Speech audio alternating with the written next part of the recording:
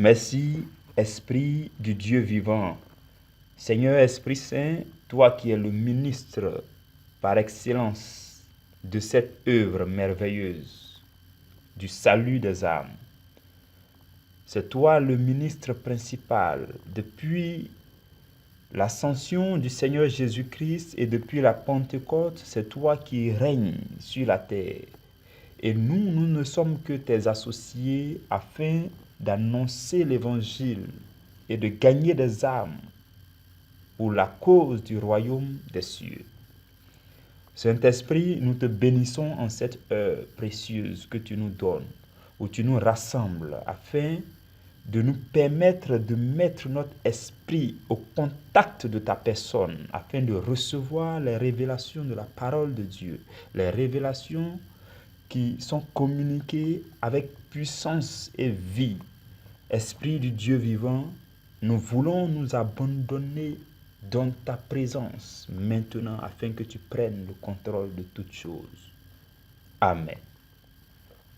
Shalom frères et sœurs, je rends grâce à Dieu pour ta vie, toi qui as fait l'effort ou qui as pris ton temps pour te connecter à la bonne fréquence, la fréquence dénommée ton pain de la première heure, afin de recevoir par la foi les révélations de la parole du Dieu vivant. Que Dieu te bénisse de là où tu te trouves. Alors, nous allons traiter aujourd'hui un thème dont nous avons déjà parlé un peu, mais nous allons l'aborder dans un autre sens. Le sous-thème que nous traitons aujourd'hui est le suivant. Accepter la lumière de la parole, c'est recevoir le pouvoir de devenir enfant de Dieu. Accepter la lumière de la parole, c'est recevoir le pouvoir de devenir enfant de Dieu. En réalité, dans le sous-thème que nous avons traité hier et avant-hier, nous avons déjà parlé du fait de devenir enfant de Dieu et de chercher à marcher à la suite du Seigneur. Et hier, nous avons dit que nous faisons partie d'une famille noble, d'une famille, la grande famille des enfants de Dieu. Une nation sainte, un peuple racheté, un sacerdoce royal. Nous avons dit que la famille à laquelle nous faisons partie est une famille tellement grande et tellement puissante que nous devons être capables de nous faire reconnaître partout et en tout temps, de porter sur nous à travers notre vie de chaque jour les attitudes qui démontrent que nous faisons réellement partie de cette famille-là. Et aujourd'hui, je nous invite à méditer sur le pouvoir en tant qu'enfant de Dieu. Le pouvoir en tant qu'enfant de Dieu. Il est vrai que nous sommes enfants de Dieu parce que nous avons accepté Jésus-Christ comme Seigneur et Sauveur. Mais nous devons en savoir sur comment procéder pour saisir ou du moins pour recevoir ce que la Bible appelle le pouvoir des enfants de Dieu. Et si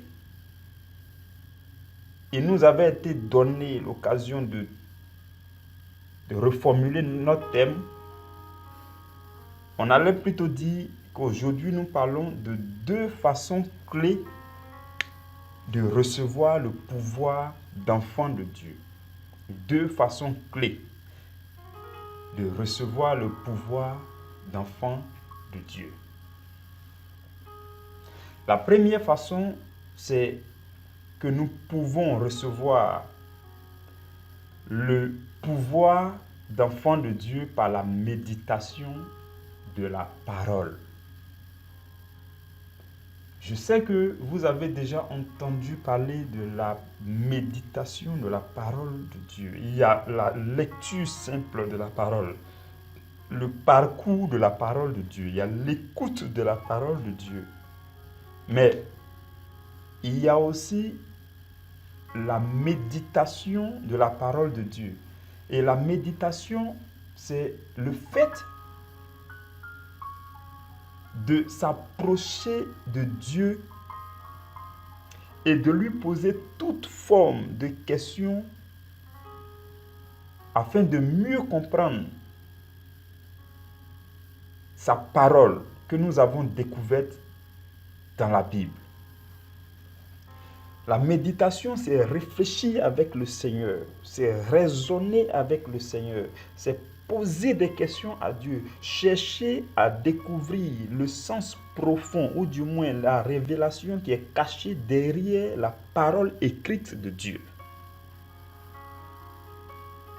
Et ce processus-là est une façon, une des meilleures façons d'entrer en possession du pouvoir que Dieu nous met à disposition lorsque nous sommes enfants de Dieu.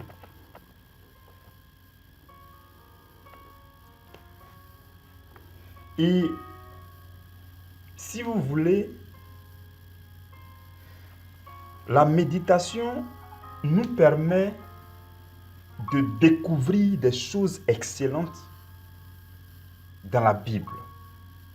La méditation nous permet d'avoir des yeux spirituels qui voient quelque chose de glorieux qui est dans la parole, mais que tout le monde n'arrive pas à voir. Mais comme nous nous sommes abandonnés dans la présence de Dieu, en train de réfléchir avec l'Esprit de Dieu, Dieu nous fait la grâce d'entrer en possession des choses que tout le monde n'arrive pas à découvrir dans la parole de Dieu.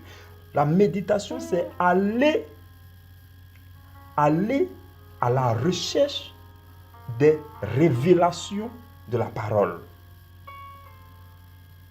Dans le livre de 1 Corinthiens au chapitre 2, Paul parle de la sagesse de Dieu, la sagesse mystérieuse de Dieu, la sagesse cachée de Dieu, et que Dieu ne révèle qu'à ceux qui l'aiment.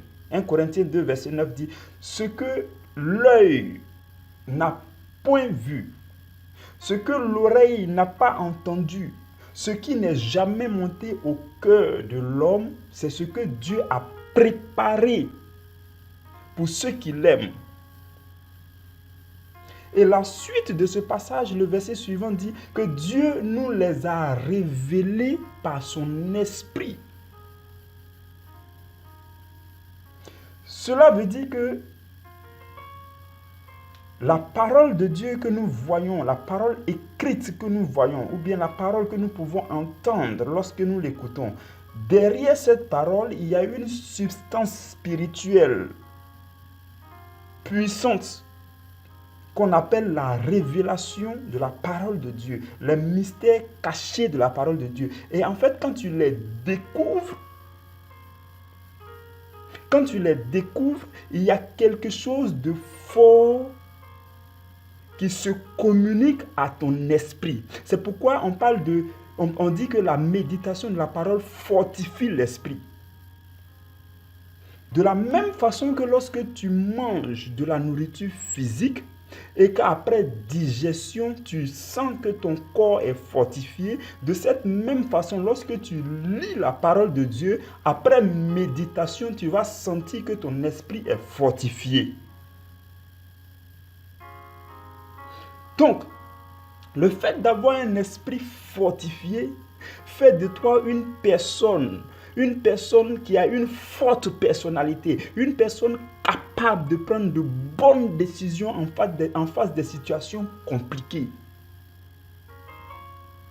Une personne forte intérieurement, une personne qui a du caractère, une personne qui a la maîtrise de soi. Une personne qui sait se décider. Et Paul appelle ça parvenir à la stature parfaite de Christ. Parvenir, il dit soyez des hommes faits. Des hommes qui sont faits par la parole de Dieu. C'est la parole de Dieu qui éduque notre esprit. C'est la parole de Dieu qui forge l'esprit humain. La méditation profonde de la parole. L'intimité avec la parole de Dieu. Ne serait-ce qu'un seul verset ou une seule parole. Tu te mets dans le secret avec cette parole et tu t'approches humblement de Dieu. Tu dis à Dieu, je veux comprendre ta pensée profonde qui est derrière cette parole. C'est ça la méditation. Et il y a un verset glorieux que je vais partager avec vous. Dans 1 Corinthiens chapitre 6, lorsque Paul était en train de parler du fait que notre corps est le temple de l'esprit et que l'esprit de Dieu habite en chacun de nous, il a fait une illustration. Il a pris l'exemple de la Genèse. Il dit de la même façon que Dieu a dit que l'homme quittera son père et sa mère et il va s'attacher à une femme et les deux deviendront une même chair. C'est de cette même façon que lorsque tu t'attaches au Seigneur, tu deviens un même esprit avec le Seigneur. Quelle parole glorieuse. 1 Corinthiens 6, verset 17. Il dit, mais celui qui s'attache au Seigneur devient avec lui un seul esprit.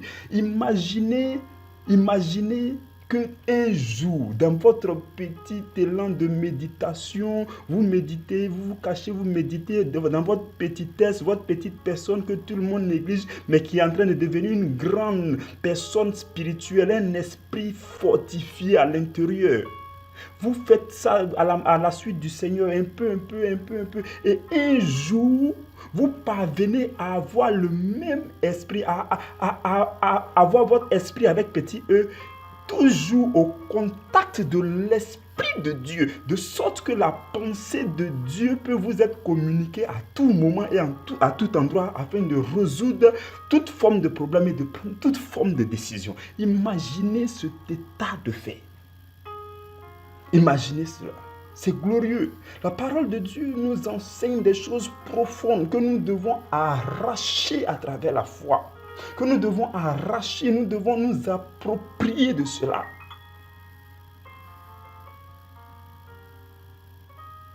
Le fait de méditer régulièrement fait que vous emmagasinez une puissance. Le fait de méditer la parole, puisque les révélations de la parole que tu emmagasines dans ton cœur sont comme une puissance. C'est comme si tu t'étais branché à la source et que tu te chargeais régulièrement. Donc ton esprit devient de plus en plus fortifié. Lorsque les gens te voient, ils n'arrivent plus à te reconnaître. Il y a quelque chose de glorieux sur ton visage. Tes manières de faire, tes réflexes ont changé. Et tout ce que tu fais, c'est comme si c'était excellent. Les gens pouvaient dire de Jésus, il y a une femme qui a dit, il fait tout à merveille. Les gens disaient, il fait tout à merveille.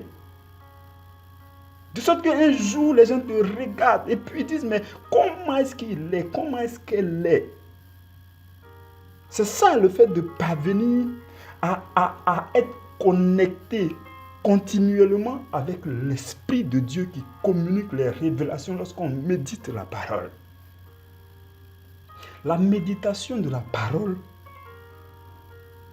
est une des meilleures façons de recevoir le pouvoir qu'un enfant de Dieu doit manifester parmi les hommes. On ne peut pas mettre la parole de côté. On ne peut pas dire aussi qu'on va lire simplement la parole tous les jours sans chercher à y appliquer notre réflexion. Parce que c'est quand tu commences à appliquer ta réflexion à la parole, ton intelligence à la parole, à dire à Dieu, viens et nourris mon esprit. Quand tu commences à le faire, c'est là que tu commences à découvrir les secrets de la parole.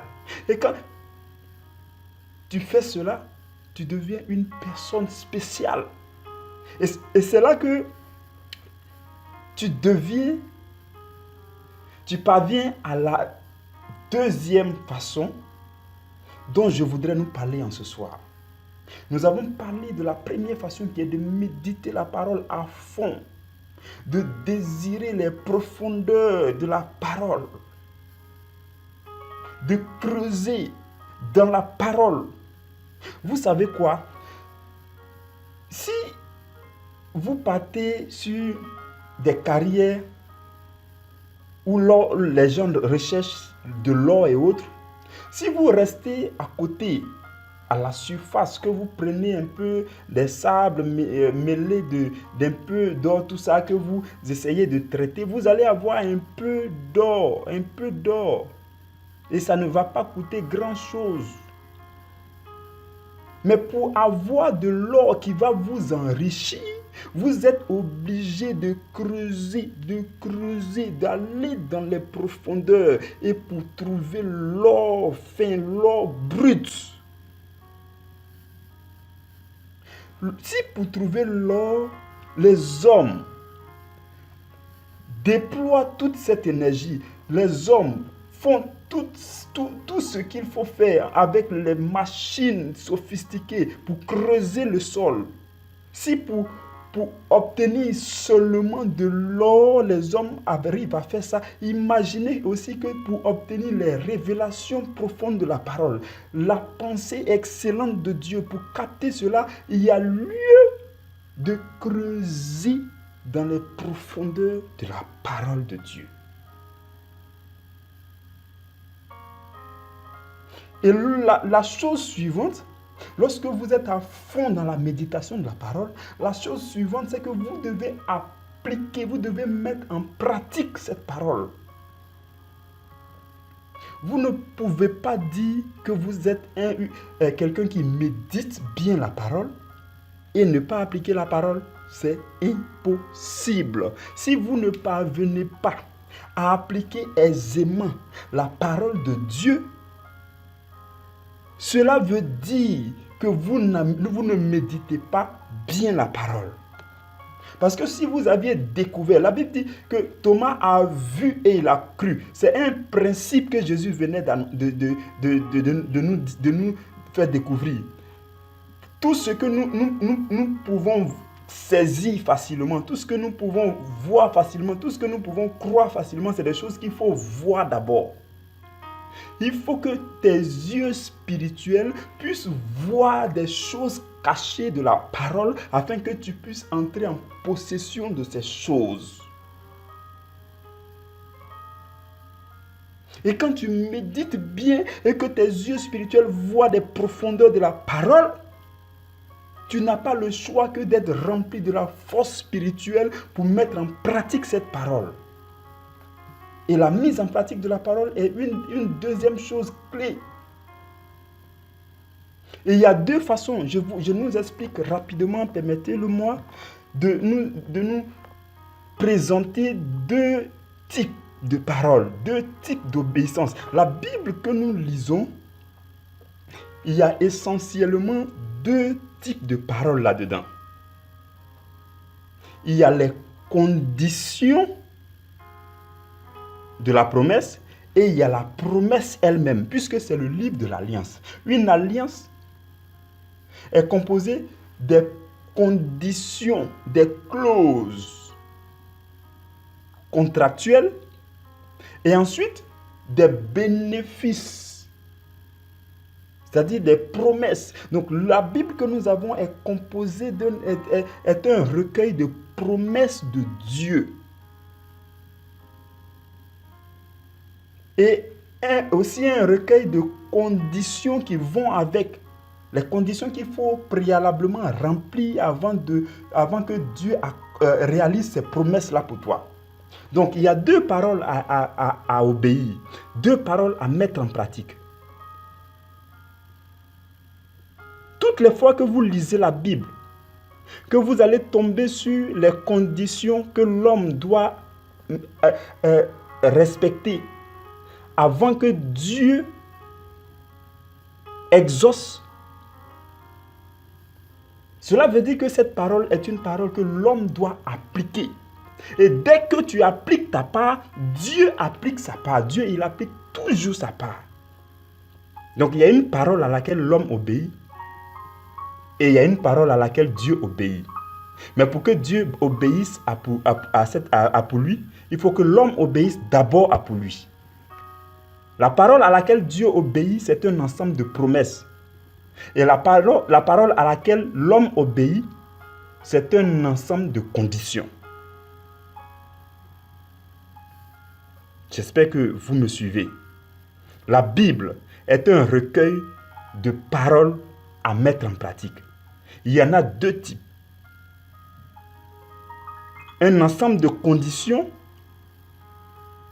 que l'homme doit respecter et un ensemble de promesses que Dieu respecte toujours lorsque l'homme respecte les conditions.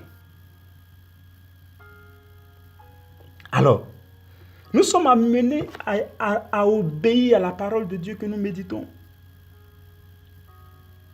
Et il y a une astuce simple, il y a un indicateur simple que je veux vous donner pour que vous puissiez savoir si vous êtes en train de parvenir à respecter la parole de Dieu. De temps en temps, arrêtez-vous un peu et posez-vous la question si vous-même, vous obéissez à votre parole que vous donnez souvent. Est-ce que lorsque vous dites à quelqu'un, je vais faire ceci, est-ce que vous faites? Ou bien lorsque vous-même vous dites que vous devez faire cela, est-ce que vous faites? Ou bien lorsque vous faites une petite promesse à quelqu'un, est-ce que vous respectez? Je le dis parce que si vous-même, votre propre parole que vous donnez, vous n'arrivez pas à respecter, pourquoi vous voulez que vous exigez que Dieu respecte pour lui à votre égard? C'est des petites choses qu'il faut regarder. Parce que Dieu dit que si tu es fidèle en de petites choses, il te confiera de grandes choses.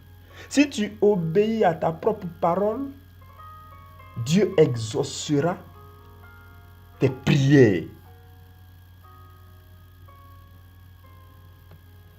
Et la Bible dit dans le livre de 1 Samuel chapitre 15, verset 22, que l'Éternel trouve-t-il du plaisir dans les holocaustes et les sacrifices, comme dans l'obéissance à la voix de l'Éternel? Et Samuel dit, voici, l'obéissance vaut mieux que les sacrifices, et l'observation de la parole de Dieu vaut mieux que la graisse des béliers. Le désir le plus ardent de Dieu, c'est que tu obéisses à sa parole. La première chose que Dieu désire, c'est que tu connaisses les profondeurs de sa parole. Et la chose qui va avec immédiatement, c'est que tu obéisses à sa parole. Maintenant, si en cherchant à obéir à la parole de Dieu, tu te sens poussé à donner un sacrifice, tant mieux. D'ailleurs, même si tu obéis réellement à la parole de Dieu, les sacrifices que tu vas donner seront des meilleurs sacrifices. Et Dieu va prendre plaisir à ton sacrifice parce que tu as obéi d'abord à lui. Et dans l'obéissance, le sacrifice a suivi. Même si parfois il faut aussi se sacrifier pour obéir.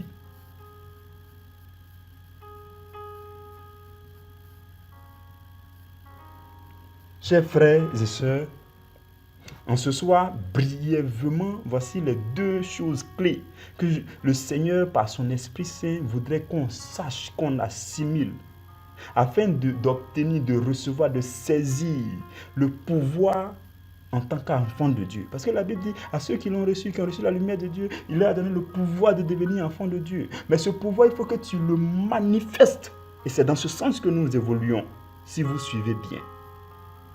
Le pouvoir que tu as reçu en tant qu'enfant de Dieu, pour ne pas rester au stade d'enfant, il faut que tu manifestes ce pouvoir. Il faut que tu découvres, que tu saches comment saisir ce pouvoir et comment manifester ce pouvoir. Et deux choses que je te donne en ce soir par le Saint-Esprit, c'est que tu dois méditer à fond la parole. Tu dois penser, réfléchir dans la présence du Seigneur afin de découvrir les choses cachées, les bonnes choses, les meilleures choses cachées, les révélations cachées de la parole de Dieu. Et quand tu les découvres, il faut que tu les appliques. Ça, c'est la deuxième chose. Il faut que tu mettes en pratique la parole de Dieu.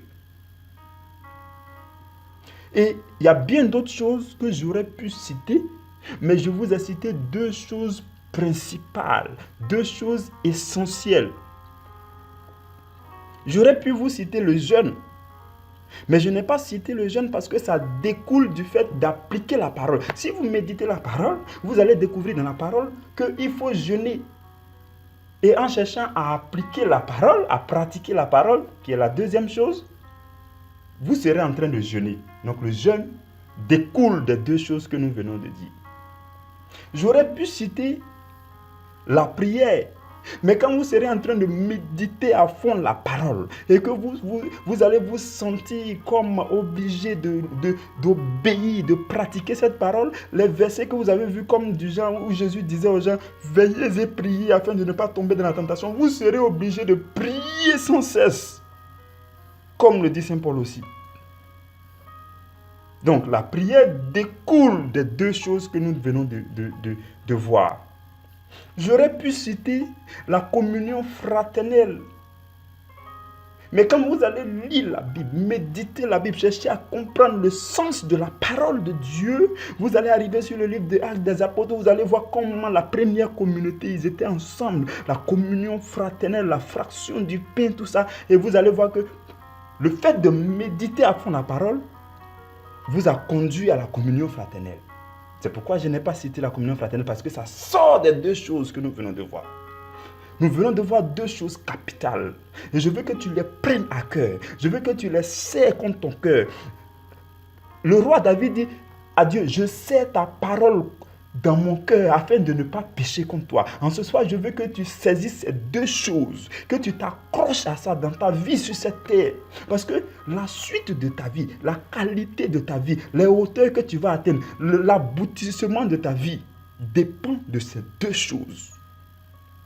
Il faut que tu les saisisses en ce soir. Saisis la méditation de la parole. Il faut que tu fasses corps avec la méditation de la parole. Il faut que tu laisses la parole couler à travers ta personne, ton corps, ta chair.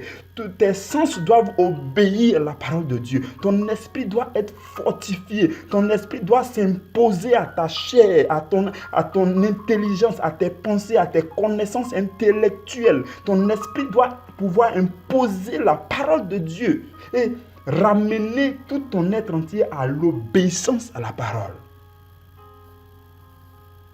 En ce soir, je prie que le Seigneur te rejoigne et que la disposition du cœur que tu as, que Dieu te pousse par sa puissance dans la méditation à fond et que ton cœur soit rempli. Parce que la Bible dit que la bouche parle lorsque le cœur est rempli et que Dieu te transforme à la lumière de sa parole pour la gloire de son nom et pour ton salut, pour le salut de la multitude au nom de Jésus. Amen.